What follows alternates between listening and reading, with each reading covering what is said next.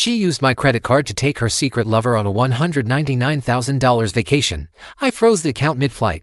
Somewhere over the Atlantic, champagne in hand, she was whispering sweet lies into his ear. Then came the flight attendant. Ma'am, your card has been declined. That moment 30,000 feet above ground was when her fantasy died. And my revenge began. My name's Jason Walker. And this is the story of how I destroyed my wife's dream life while she was halfway to Paris with another man. It started with a lie. One of those slick, over-rehearsed lies that almost sounds real if you're not paying attention. A Women in Tech Executive Summit in Paris, she said, twirling pasta like it was just another Tuesday. Just 5 days, babe, companies paying for everything. Funny, Madison wasn't an executive. She was a project manager with a knack for stretching the truth and a new taste for designer perfume. Still, I smiled, nodded, played dumb. But I wasn't dumb, I was patient. For the past 3 weeks, she'd been glued to her phone. Locked doors on Zoom calls. New lingerie, she said, boosted her confidence. Late nights labeled as strategy meetings. I knew what it meant. I just needed proof. So I hired Ethan, a private investigator with zero patience and a camera. Like a sniper rifle. 48 hours later, a folder landed on my desk. First-class tickets to Paris. 5-star hotel. Man, not a coworker. Not even close. He was touching her lower back like he'd paid for it. Tall, expensive haircut, arrogant hand placement. I stared at the photo until my chest went numb. Not rage, not heartbreak, just clarity. That's when the plan began. I waited until the morning of her flight. Let her kiss my cheek, lie to my face. Text. You when I land, babe, she said. I smiled. Can't wait. I tracked the flight. Watched the little plane icon move across the Atlantic like a countdown timer. Then midair, somewhere over Newfoundland, I opened my banking app and hit freeze account. 6 minutes later, I got the notification.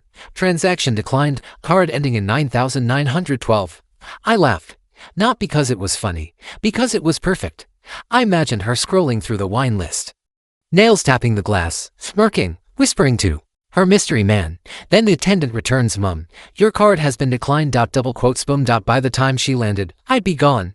I emptied the house in silence, packed boxes with the precision of a surgeon, removed my name from every joint account, transferred the safe, deleted my number, reset every password she'd ever touched. And then I went digging, not because I needed more, but because I was curious what else she left behind. In her vanity drawer, between a makeup palette and a folded airline brochure, I found an envelope. Thick, heavy. Inside necklaces, not mine, not gifts I'd ever given, and a card. Mads, can't wait for Paris. You deserve the world. I laughed. Again, this time louder, the kind of laugh that fills an empty bedroom and echoes like a warning siren. She thought I'd never find it, or never have the guts to look. I didn't shred it. I placed the card next to a printed bank statement. Next to the hotel keycard dated last weekend, the weekend she said she was visiting her mom. Next to the photo Ethan took at lax. Then I drafted one email. Subject line, welcome to Paris. No body text, just attachments. I hit send, and waited. She was still in the air. Asterisk. I pictured her opening the email at Charles de Gaulle, still in her designer coat, still smiling. Not for long. The phone calls started almost instantly. First one, ignored. Second, straight to voicemail. Third, I let it ring. Her voice cracked through the message. Jason, something's wrong with the card. Please call me back. Okay, please. Fourth call, she was crying. I'm at the airport. They won't let me through. I can't even get a cab. Jason, what did you do? This isn't funny. But I wasn't laughing. I was packing. My house already half-empty. Boxes by the door. Her closet gutted. The guest room locked. The safe gone. Joint accounts closed. Utilities transferred. She took a luxury vacation with a stranger. I took her life apart while she sipped champagne. By the time she realized what was happening, I'd already filed a change of address form and scheduled the locksmith. I didn't scream. I didn't curse. I was silent. And silence, it's louder than any argument. Then I found it, tucked between her hairdryer and an old external hard drive, back up from her laptop. I almost ignored it. Almost. But curiosity has teeth. I plugged it in. Inside, a folder called temp_projects. Mostly spreadsheets, reports, company SLIDSHOWS. Except one folder, M_dreams. It wasn't locked. She never expected I'd look. Inside, photos, voice memos, videos. One video changed everything. She sat on a hotel bed, wrapped in the silk robe I gave her for our anniversary. The room matched the receipt from Beverly Hills. Camera balanced on a lamp. Soft lighting. She looked straight into it, smiling like she was auditioning for another life. I don't want to go back, she whispered. Jason's boring. Safe. Predictable. D is chaos. But he sees me. Another video. Same room. Different tone. She was laughing. I told him I'm on a leadership Zoom, she said. Meanwhile, I'm over here getting, she giggled. The video cut. That was when I stopped breathing. She didn't just cheat. She celebrated it. She documented it. She flaunted it. And suddenly, everything that still hurt turned into purpose. I copied every file to a flash drive. Encrypted. Time-stamped out, one for me. One for my lawyer. One for, just in case. Later that night, I returned to the house for the last time. Not to say goodbye, not to cry, just to watch. I parked 2 blocks away. Sat behind tinted windows. At exactly 11:26 a.m., a black Uber pulled into the driveway. She stepped out. Same coat. Hair a mess. Makeup smudged. But the look on her face, not heartbreak, not regret. Fear. She walked up to the door, tried the handle, locked. She rang the bell. No answer. Then pulled out her phone. Disconnected. I watched her crumble in real time. She knocked. Then banged. Then screamed. I couldn't hear the words. Didn't need to. She wasn't yelling for me. She was yelling for control. She hadn't lost a husband. She'd lost the game. I started the engine, pulled away, didn't look back. She made her choice. Now she could live with it. A few hours later, I sat in my lawyer's office, drinking cold water while he reviewed the files. He didn't speak much, just kept nodding, grunting. Jason, he said finally. This isn't just grounds for divorce. This is a declaration of war. I nodded. Let's burn the bridge, I said. He smiled. Done? We filed the papers that day. Irreconcilable differences. Infidelity. Financial fraud. Receipts. Emails. Video proof. He was impressed. Said most people show up with tears. I showed up with timestamps. The next morning, she was served. According to Ethan, she was crashing at a friend's place. The only one who hadn't cut her off yet. She answered the door in a hoodie and slippers. Looked like someone had ripped her spine out. She had no job. Because the same morning, I'd quietly sent her employer a detailed email complete with screenshots and booking confirmations. They put her on indefinite leave. She lied about a company-sponsored trip, and they weren't thrilled about $12,000 in unauthorized expenses charged to her corporate card. By the time Dee realized she couldn't pay for anything, he vanished. He didn't help her get back, didn't even leave a note. She pawned her purse, sold the necklace, tried to apply for jobs. Rejected. Again. And me. I slept. I ate. I lifted again. I rode my bike down quiet streets that didn't echo with her voice. The silence no longer felt like a punishment. It felt like peace. But I wasn't done yet. Not even close. Asterisk. It was 2 days before the court hearing when she showed up at my gym like a ghost wearing mascara. As if eyeliner and lip gloss could erase the damage she'd done. As if foundation could cover betrayal. As if pretending to be composed would hide the fact that she was shattered from the inside out. And I swear I could smell the desperation before she even spoke. I spotted her through the glass wall as I racked a set of plates. Focused, calm, unbothered. Not because I wasn't furious, but because fury had already burned itself out weeks ago, and now there was just clarity, sharp, surgical, and utterly untouchable. She walked in like she still had access to my world, her smile twitching like a broken mask, her voice fake soft. Jason, can we talk? I didn't even stop. I turned my back. She followed me into the parking lot, heels clacking behind me like the echo of every lie she ever told. Calling my name with that same tone she used when she wanted something manipulative, sweet, poisoned, with guilt. Jason, just hear me out, she pleaded, her voice cracking as I opened my car door, the one she used to slam in anger when I called her out for disappearing for hours without explanation. We can fix this, she shouted. This doesn't have to be war. Oh, war. You spent nearly $200,000 screwing another man in hotels I paid for. He finally turned to face her, not because she deserved it, but because I wanted her to hear the final nail being driven into the coffin she built with her own hands. You lied. You cheated. You emptied my accounts and filled your luggage with lingerie and perfume meant for another man. And now you want peace. Her lips trembled, but she didn't cry out no. Madison didn't do tears. She did performance, manipulation, theater. She squared her shoulders, raised her chin, and delivered her next line like it was scripted months ago. You weren't there for me emotionally, she snapped. You checked out long before I ever did. I laughed. Not loud. Not manic. Just that slow, hollow kind of laugh, the kind you make when the joke is so bad it's insulting. When you finally see the full picture and realize how deep the knife really went, that's what you call loyalty now. I said, that's what boring means to you. I was present. I was steady. I was your *******ing foundation. And you blew it all up for fireworks. I slammed the door. She flinched. But I didn't. Not anymore. Because she didn't just cheat on me, she traded in a life of safety, loyalty, and trust for a suitcase full of fantasies and an affair that couldn't even survive customs. And I wasn't just walking away, I was burning the damn bridge so she'd never find her way back. Court day came fast, cleaner than expected. She wore a gray blazer and that same tragic expression she always used when she wanted pity. As if the judge hadn't seen it 100 times before, as if crocodile tears could erase digital receipts, GPS coordinates, credit card statements, video evidence, and the private messages where she joked about me to D like I was just some clueless husband she was milking until the next vacation. She tried to play victim. Oh, she really did. Her voice trembled.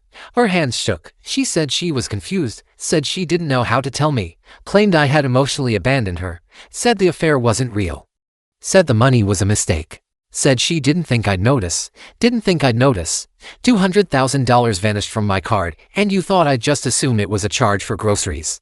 The judge didn't even blink. My lawyer laid it out like a masterpiece: transaction logs, flight details, hotel bookings, time-stamped surveillance photos. Even the card from D tucked between her lingerie like a souvenir from Betrayal. Then, the judge asked her one question, just one. Did you spend $199,000 of his money on a vacation with another man? And she hesitated. Long enough. Just long enough. And then whispered, yes. Double quotes. Boom. That was it. Game. Set. Match. Her lawyer went pale. Mine smiled. The judge's tone shifted like a guillotine dropping. She left the courtroom looking like she'd been hit by a bus made of truth, like every lie she rehearsed shattered inside her mouth before she could spit it out.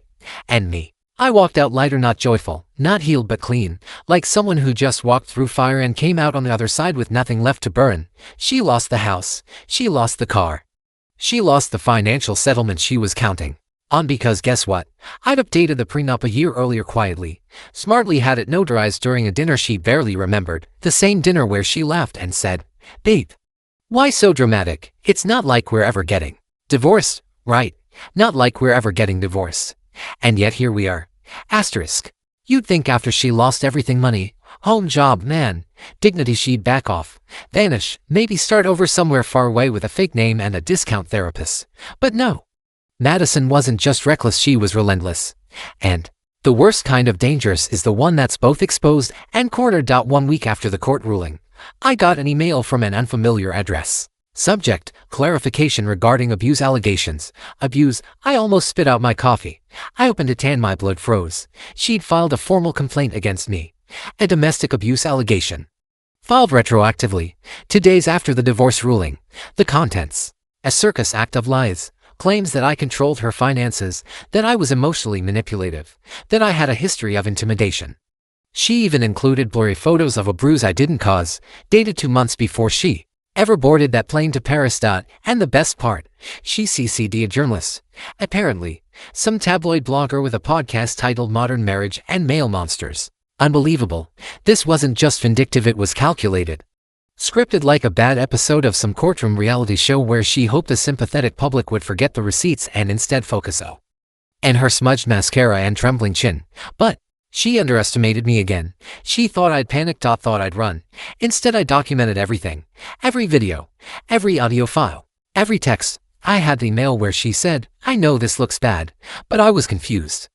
The voicemail where she begged me to come get her in Paris after he ditched her at the terminal like yesterday's TR. Ash, the footage of her trying to break into our house screaming, Jason, you can't do this to me, while the security cam calmly recorded the time, date, and her complete mental unraveling. I forwarded it all to my lawyer again. He didn't even blink. We'll file for defamation. He said, this isn't going to end well for her, but it gets better, because just when I thought the script couldn't twist any further, I got a knock on my door. It was her mother. In person. This woman who once called me the only decent man in this family now stood on my porch, arms folded, with a rehearsed frown and fake maternal concern etched across her face. She's spiraling. Jason, she said. She's not eating. She is barely sleeping. She made mistakes, but she's still my daughter. She's still a liar, I replied. And now she's a publicly documented fraud. She didn't mean to hurt you. I cut her off. She meant to bankrupt me, manipulate me, and walk away with my money while riding another man into Paris. Save the sympathy. She paused, shifted, Her real reason slipped out next. She said you have videos of her on your laptop. Personal ones. There it was. Now it wasn't about morality, it was about leverage. I smiled. Cold. She's worried I'll leak something, I said. I won't. I don't need to. Because the truth, I wasn't out for revenge anymore. Not like that. That would make me like her, loud, impulsive, reckless. No, I'd already won. But the irony, the next day, that same journalist CCD Daniel Chase called me, claimed he wanted to get both sides of the story, said he'd heard some disturbing things, wanted to know if I'd be willing to talk off the record. I invited him for coffee. Not because I trusted him, but because I was curious. He showed up with messy hair, fake glasses, and a MacBook, covered in political stickers, pretending to care while recording every word. I'm not saying she's lying, he said, leaning in like some smug detective from a Netflix docuseries. But emotional abuse can be hard to detect. Silence, withdrawal, passive aggression, it all adds up. Really? I asked. You think freezing a credit card after your wife spends $199,237 on a secret boyfriend qualifies as emotional abuse? He blinked. I didn't. Let me guess. I continued. She told you I was cold, distant, hard to love, she cried. Played you a voicemail or two. Maybe said I gaslight her into thinking the affair was worse than it was. He looked uncomfortable. I reached into my bag and pulled out a flash drive. Laid out for you. Videos. Screenshots. Her laughing about lying to me. Calling me boring. Bragging about faking Zoom meetings while hooking up with another man in a hotel I paid for. He didn't take the drive. Of course not. To real. Not dramatic enough for a headline. You don't have to take it, I said, standing up. But I suggest you watch before publishing anything. Because if you print a single sentence that paints me as the monster, you'll see what real consequences feel like. I walked away before he could respond. And that night, I slept like a rock. Because I wasn't just defending myself, I was dismantling her second life before it had a chance to begin. The fallout hit quickly. She was dropped by her podcast deal, the one she hadn't even told me about before the divorce. Her few remaining friends started pulling away. And Ethan, bless his tireless professionalism, reported she'd moved in with her cousin in Ohio, sleeping on a futon, checking job listings, and pawning designer handbags she used to brag about on Instagram. And me. I woke up to sunlight and silence. No phone buzzing with questions. No locked doors during fake Zooms. No doubts about who I was sharing a bed with. For the first time in years, I felt like I was actually living again. Asterisk. I thought I'd seen every twist she could throw at me. Lies, check. Gaslighting, triple check. Public humiliation, absolutely. Weaponized tears and fake trauma. I had the whole collection. But nothing prepared me for the final card she played. It came in the form of a letter. Yes, a literal, handwritten letter. No subject line, no email chain, no urgent in the header this time.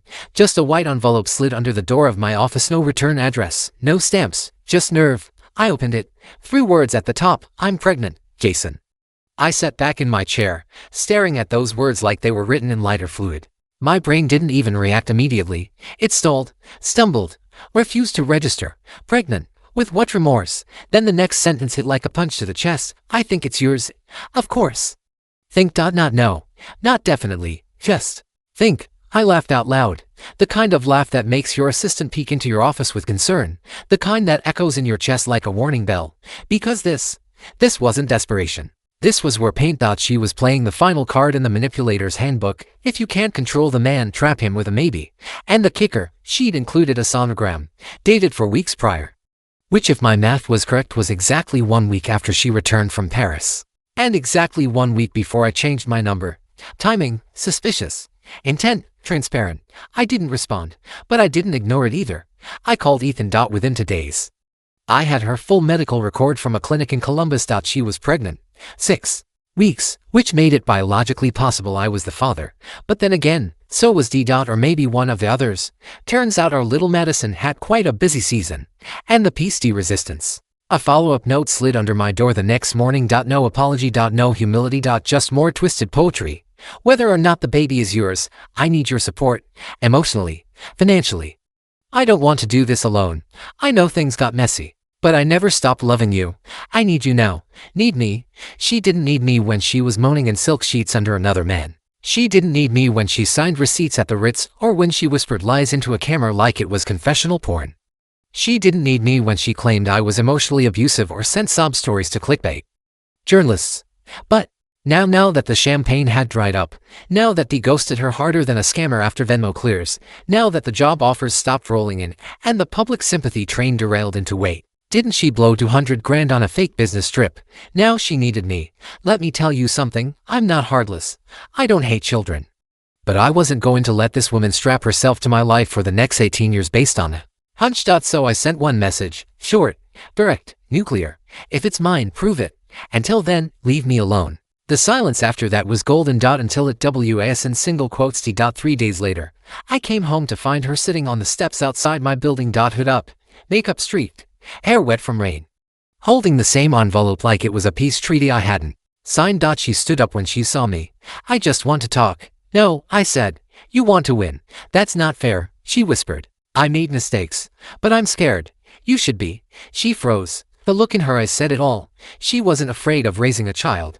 She was afraid of irrelevance. Of becoming background noise in a life she no longer had access to. You don't get to use a baby as a reset button, I added. This isn't a sitcom. You don't get a reunion episode. She started crying. Real or fake? At that point, even she didn't know. I don't have anyone else. You had everyone. And you set fire to all of them. She tried to hand me the sonogram again. I didn't take it. I'll do a test, I said, but only through legal counsel. And if it's mine, I'll do what's right for the child, not for you. Then I stepped inside, locked the door, and leaned against the wall, trying not to let the chaos creep back in. I knew what was next. More lies, more manipulation, more emotional warfare disguised as motherhood. But I also knew this, whatever game she was playing. Now, she was losing, because I had something she'd never get back: clarity.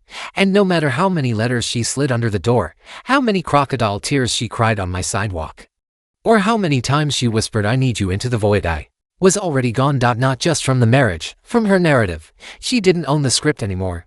I did, and I wasn't giving her a single line. Asterisk. I told her I'd do the test. Not for her, for the truth, for the possibility, however slim, that I had a child somewhere in the middle of this wreckage she called love. The clinic was quiet that morning. Fluorescent lights, white walls, 2 chairs, 1 table, and a silence that screamed louder than any argument we'd ever had. She sat across from me in a hoodie 2 sizes too big, probably borrowed, probably not washed. Her eyes darted like she was expecting something, maybe regret, maybe a flicker of hope. But I gave her nothing. Just a blank stare and a signed form. They took the samples, swabs, vials, data. I didn't say a word. She didn't either. 5 days later, the envelope arrived. Heavy, thicker than I expected. Like it carried more than just paper. Like it held a decision. I didn't open it at home. I took it to the rooftop of my new place. The one she'd never set foot in. The one that didn't smell like betrayal or old perfume. I sat, opened it. Probability of paternity 0.0%. I exhaled. Then laughed, not because it was funny, because it was over. She lied again. She risked everything again. She tried to manipulate the future with a baby that wasn't mine, hoping the fear of fatherhood would drag me back into her orbit. But fate had other plans. I didn't call her, didn't send a message, didn't forward the result. Instead, I framed it, hung it on my office wall behind a print that read, "Don't feed the ghosts."